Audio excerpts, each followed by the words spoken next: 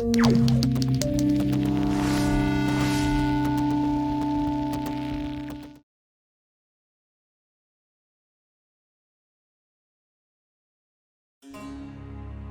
ایسی رات جس کی بے شمار قدر اور قدر بھی کرے خود اس کی قدر، اور نہیں ہے اس جتنی کسی اور رات کی قدر، وہ رات ہے شب قدر۔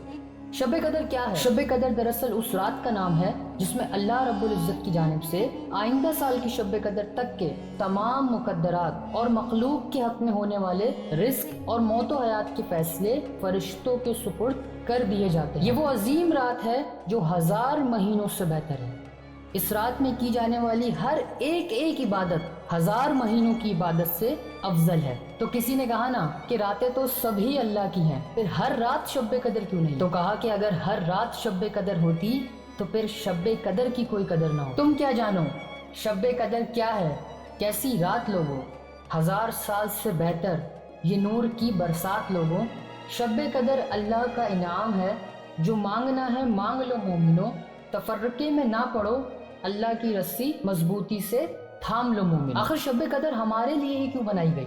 ایک دن حضور اکرم صلی اللہ علیہ وآلہ وسلم نے صحابہ کرام سے ایک عبادت گزار بندے کا ذکر فرمایا جن کا نام حضرت شمعون رحمت اللہ تعالی علیہ تھا۔ حضرت شمعون رحمت اللہ تعالی علیہ آپ 1000 مہینے تک کے روزے رکھتے، رات بھر خدا کی عبادت اور نماز میں مشغول رہتے، آپ جہاد کرتے اور غریب لوگوں کی حمایت کرتے۔ اللہ پاک نے آپ کو وہ جسمانی اور روحانی طاقت عطا کی تھی کہ لوہے کی بھاری اور مضبوط زنجیریں آپ عورتوں کی چوڑیوں کی طرح توڑ دیتے تھے۔ کفار آپ سے جلتے اور آپ کو گرفتار کرنے کی سازش میں ہمیشہ ناکام رہتے۔ جب کفار نے یہ دیکھا کہ ان کا کوئی حربہ شمعون رحمت اللہ تعالی علیہ پر اثر نہیں کر رہا تو کفار نے آپ کی بیوی کو مال و دولت کا لالچ دے کر اپنے ساتھ شامل کر لیا۔ ایک رات حضرت شمعون رحمت اللہ تعالی علیہ کو آپ ہی کی بیوی نے رسیوں سے مضبوطی سے باندھا تاکہ آپ کو حراست میں لیا جا سکے، مگر آپ جب صبح نیند سے بیدار ہوئے اور اپنے آپ کو رسیوں میں بندھا ہوا پایا تو اللہ کے حکم سے ایک جھٹکے میں آپ نے وہ رسیاں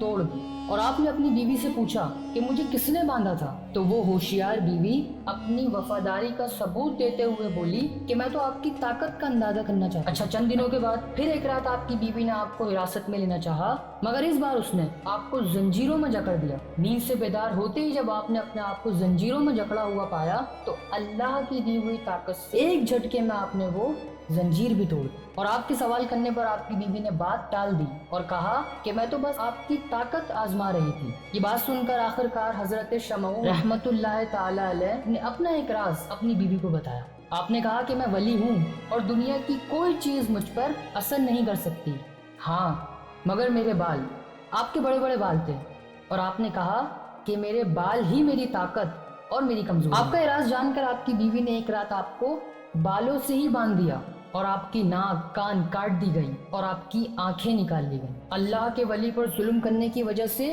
اللہ کا عذاب ان پر نازل ہوا اور یہ سب زمین میں دھس گئے۔ حضرت شمعون رحمت اللہ تعالی علیہ کی تکلیف، آپ کی عبادت اور 1000 مہینوں تک جہاد فی سبیل اللہ کا حال سن کر صحابہ کرام نے حضور اکرم صلی اللہ علیہ وآلہ وسلم کی خدمت میں عرض کیا کہ یا رسول اللہ صلی اللہ علیہ وآلہ وسلم، ہم تو کسی طرح بھی حضرت شمعون رحمت اللہ تعالی علیہ کی عبادت اور ریاضت جتنا ثواب حاصل نہیں کر سکتے کیونکہ ہماری عمر اتنی لمبی کہاں۔ تو فرمایا گیا کہ اللہ نے تمہیں شب قدر جیسی وہ بابرکت رات عطا کی ہے جو حضرت شمعون رحمت اللہ تعالی علیہ کی 1000 مہینوں کی عبادت سے بھی بہتر ہے۔ میرے حضور صلی اللہ علیہ وآلہ وسلم نے فرمایا کہ شب قدر کو ان 5 طاق راتوں میں تلاش کرو، یعنی 21ویں، 23ویں، 25ویں، 27ویں اور 29۔ اب پتہ کیسے چلے کہ کون سی رات شب قدر ہے؟